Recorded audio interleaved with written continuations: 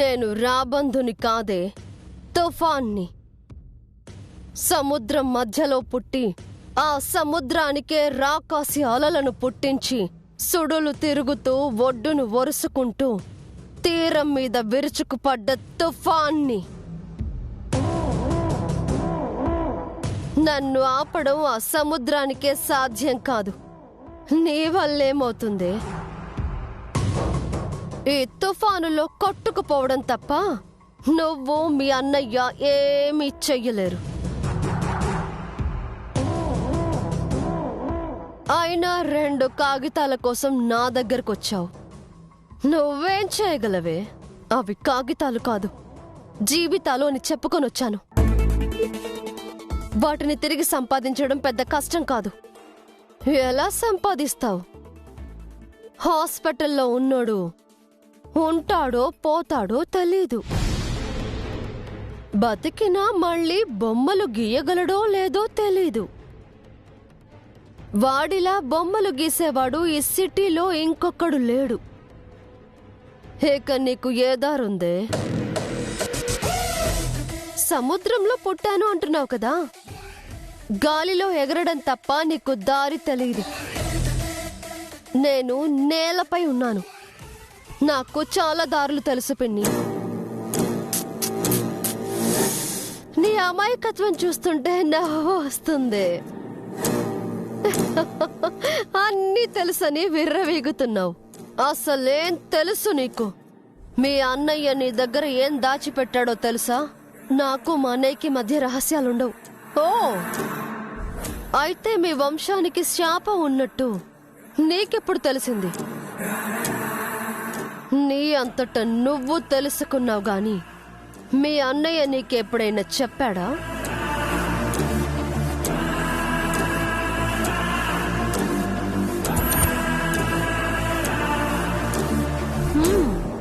చెప్పలేదు కదా. అలాగే మీ అన్నయ్య నీకు ఇంకొక నిజాన్ని కూడా చెప్పలేదు.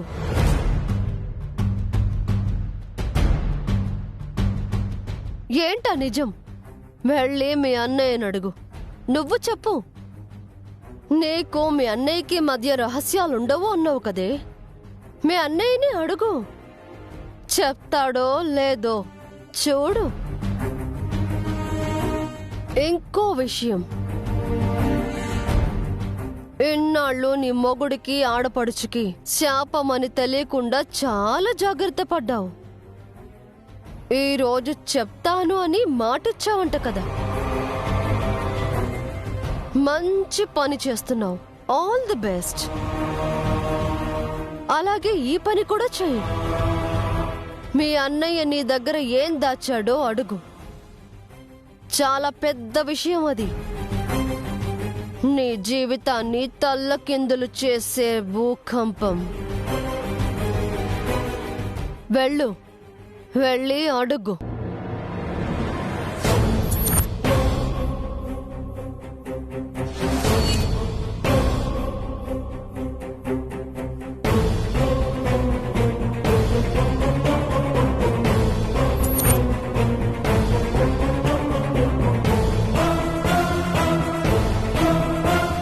దివ్యంకి భలే టాస్క్ ఇచ్చారు మేడం.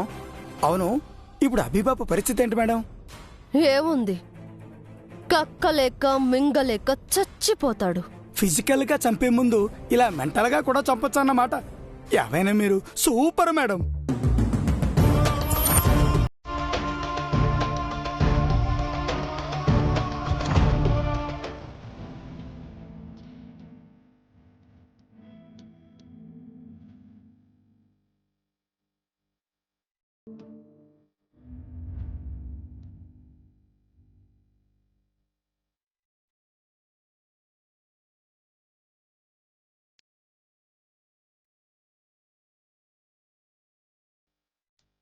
ఏమండి,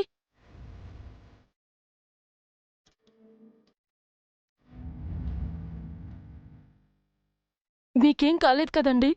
పోలీసులు మిమ్మల్ని ఏం అనలేదుగా? నేను బానే ఉన్నాను శశి.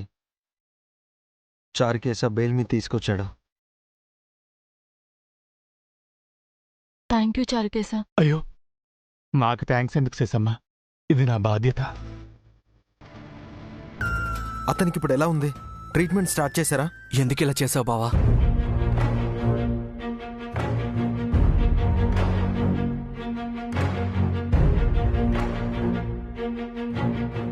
నేను చేసిన నేరాన్ని నీపై ఎందుకు వేసుకున్నావు?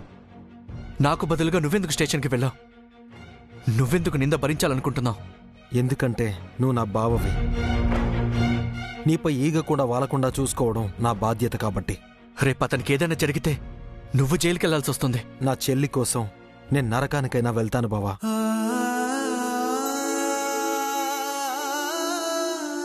మీ ఇద్దరూ సంతోషంగా ఉండాలి.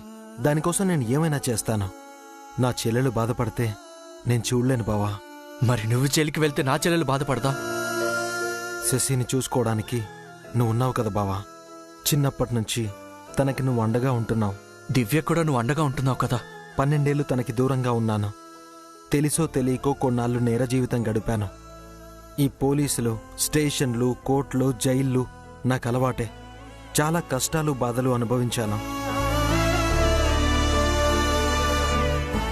చిన్నప్పుడు మా అమ్మ నాకు ఒకటే చెప్పింది, చెల్లిని కంటికి రెప్పలా చూసుకోమని, ఆ కళ్ళల్లో కన్నీళ్లు రానివ్వకుండా చూసుకోమని. అలాగే చూసుకుంటానని అమ్మకి మాటిచ్చాను. ఆ మాట కోసం నా ప్రాణమైనా ఇస్తాను బావా.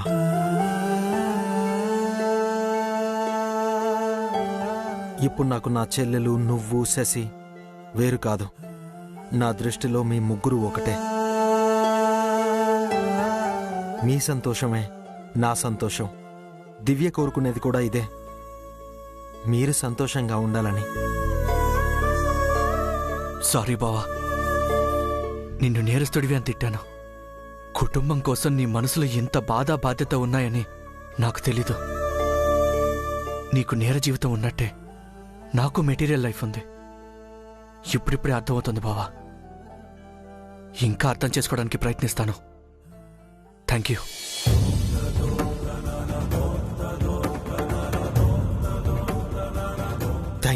థ్యాంక్ యూ బావా.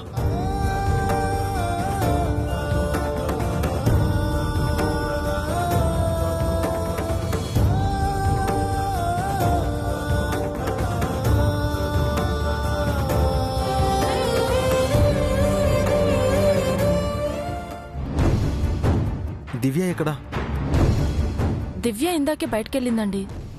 బయటికా? మీ పిన్ని గారి దగ్గరికి వెళ్ళారేమో బాబు. సరే బావా, నువ్వు శశి ఇక్కడే ఉండండి. నేను చారుకేస వెళ్ళి దివ్యని తీసుకొస్తాం. పచ్చారుకేస. పదండి.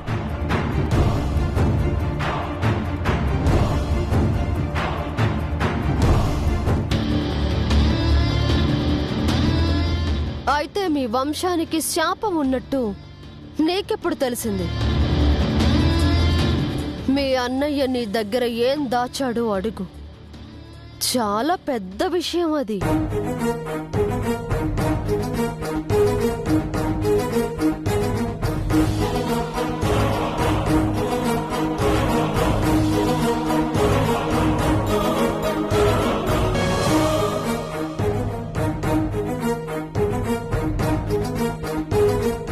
దివ్య,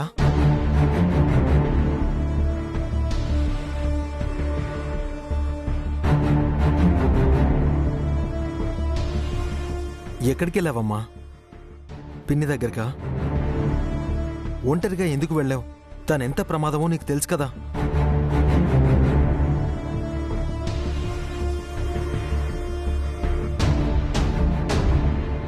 ఏంటి దివ్యమ్మ అలా ఉన్నారు?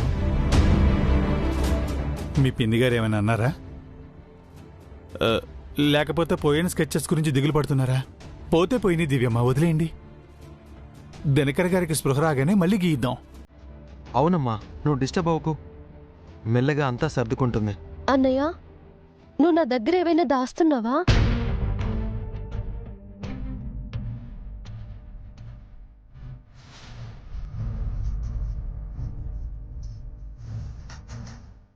చెప్పన్నయ్యా, నీకు నాకు మధ్య రహస్యాలున్నాయా? మన మధ్య రహస్యాలే ఉంటాయమ్మా. నేనే విషయమైనా నీతో చెప్తాను కదా. శాపం విషయం చెప్పలేదు కదన్నయ్య.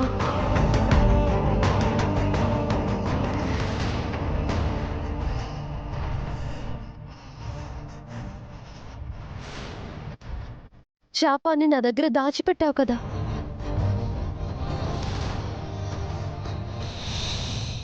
మన ఇంటికి శాపం ఉందని, అందువల్లే అమ్మతో సహా కోడళ్ళందరూ చనిపోయారని, ఇప్పుడు ఆ శాపానికి వదిన బలి కాబోతోందని ముందు నువ్వు నాకు చెప్పలేదు కదా. నాకు నేనుగా తెలుసుకున్నాను. శాపం గురించి చెబితే మీరు బాధపడతారని అన్నయ్య గారు మీ దగ్గర దాచిపెట్టారు దివ్యమ్మ.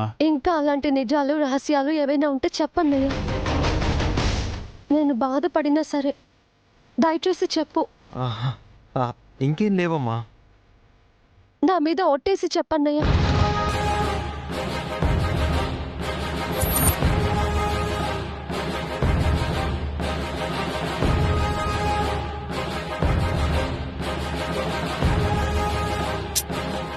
ఏంటమ్మా నువ్వు ఒట్టు వేయించుకునేంతగా నాపై నమ్మకం పోయిందా నీకు? బాధైనా సంతోషమైనా నీతోనే కదమ్మా పంచుకుంటాను.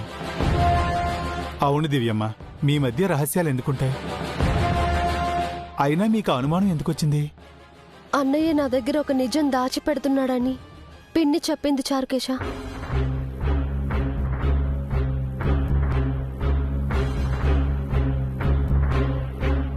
మీకు అన్నయ్య గారికి గొడవలు పెట్టాలని ఆవిడ గారు అలా అబద్ధం చెప్పుంటారు. ఆవిడ మాటలు మీరు నమ్మకండి దివ్యమ్మ. అంతేనా అన్నయ్య? ఇంకేం లేదు కదా? మనం గొడవపడి విడిపోతే పిన్నికి లాభం కదమ్మా. మనల్ని చంపాలనుకుంటుంది. అంతకు ముందే మానసికంగా మనల్ని చంపాలనుకుంటుంది. నువ్వు పిన్నికి దూరంగా ఉండు. అన్నయ్య గారు ఏం చేసినా మీ మంచి కోసమే దివ్యమ్మ. మీ పిన్ని గారు ఏం చేసినా మీ చెడు కోసమే. ఆవిడ మాటలు పట్టించుకోకండి.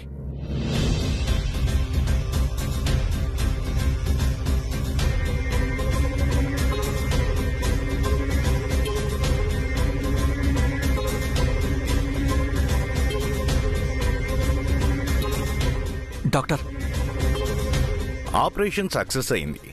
Patient out of danger. Thank you doctor. 2 days అబ్జర్వేషన్లో ఉంచాలి. పేషెంట్ స్పృహలోకి వచ్చాడు, వెళ్ళి చూడండి. ఓకే డాక్టర్, పదమ్మా.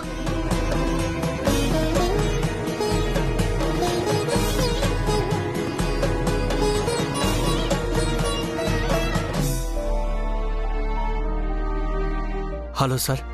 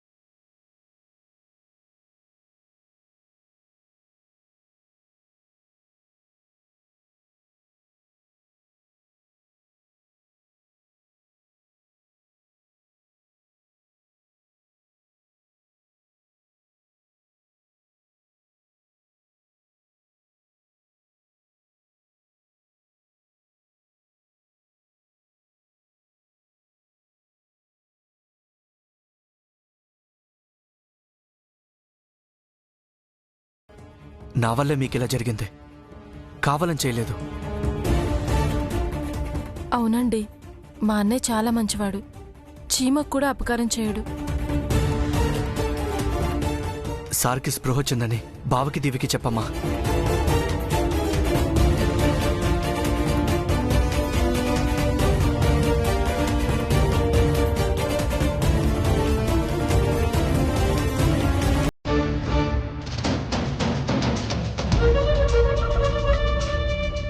ఏమండి, ఆయనకు స్పృహ వచ్చిందండి.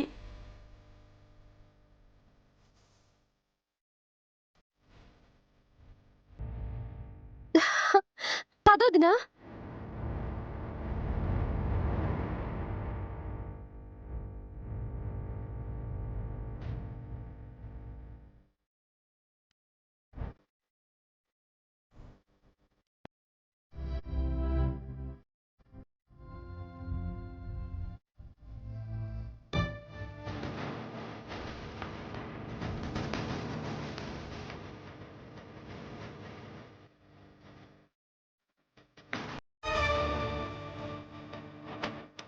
దేవుడి దయ వల్ల మీరు త్వరగా కోలుకున్నారు సార్.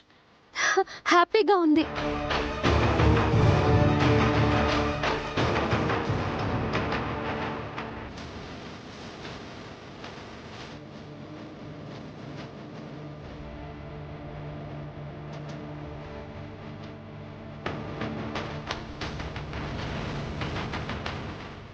ఏమైంది సార్? మీకేం కాదు సార్, మీరు క్షేమంగా ఉన్నారు.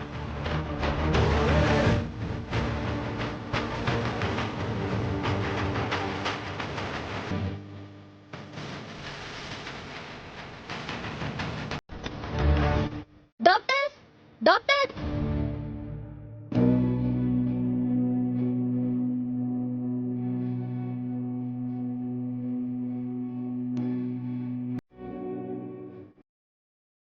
జరగండి.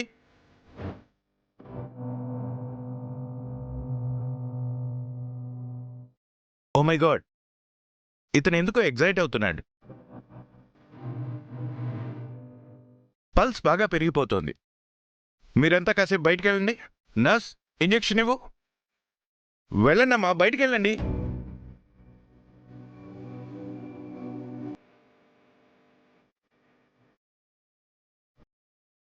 అతను ఎందుకు అలా రియాక్ట్ అవుతున్నాడు దివ్యమ్మ? అదే అర్థం కావట్లేదు చార్కేశ. మనకేదో చెప్పాలనుకుంటున్నాడు. స్కెచ్ల గురించి అయి ఉంటుంది. రికవరీ అయ్యాక అడుగుదాం. వెళ్ళండమ్మా. పద.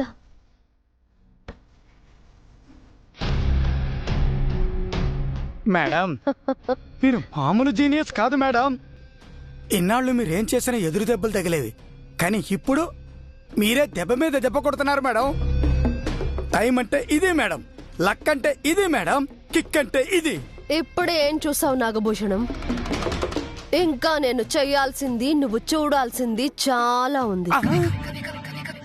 ఆ మంగకి బ్రతికుండగానే నరకం చూపించాను. చచ్చే వరకు అది నాకు భయపడుతూనే బ్రతికింది.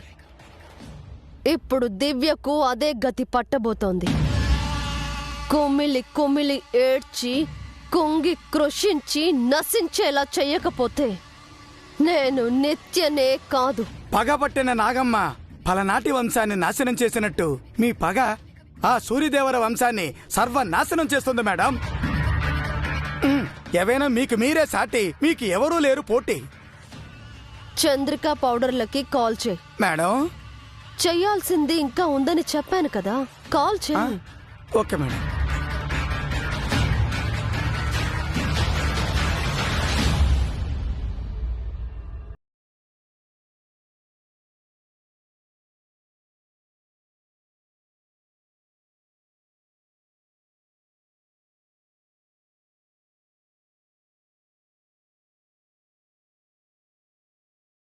కోపడుతుంది, మాట్లాడండి. చెప్పమ్మ నిత్య. మేడం కాదు సార్, నేను. ఏంద్రా నాగే? ఏంట్రా నాగీనా? అవునరా బుడంకాయ్. అవుట్ గోయింగ్ ఫ్రీ అని కాల్ చేసినవా? మాకు ఇన్కమింగ్ ఫ్రీ అయినా మేము ఖాళీగా లేము. పెట్టాయి ఫోనా. ఒక్క నిమిషం అండి, మేడం గారు మాట్లాడతారు.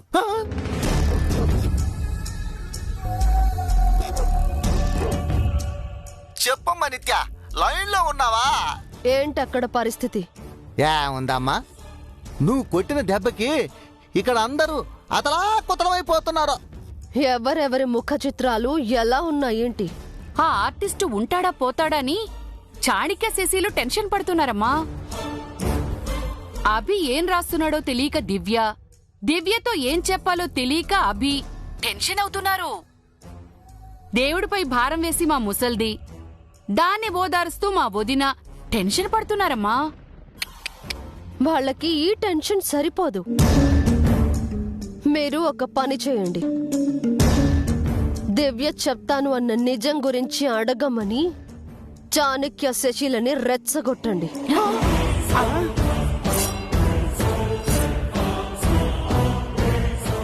మూలిగే నక్కపై తాటి పండు పడ్డట్టు ఇంత టెన్షన్ లో ఇంకో టెన్షన్ అవసరం అమ్మా?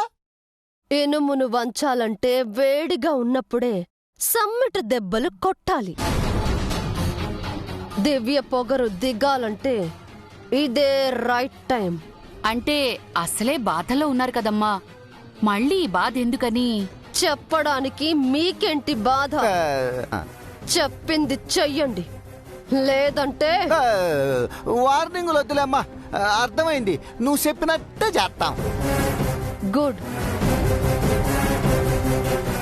రిజల్ట్ ఏమైందో నాకు కాల్ బ్యాక్ చేయండి. సరేనమ్మా.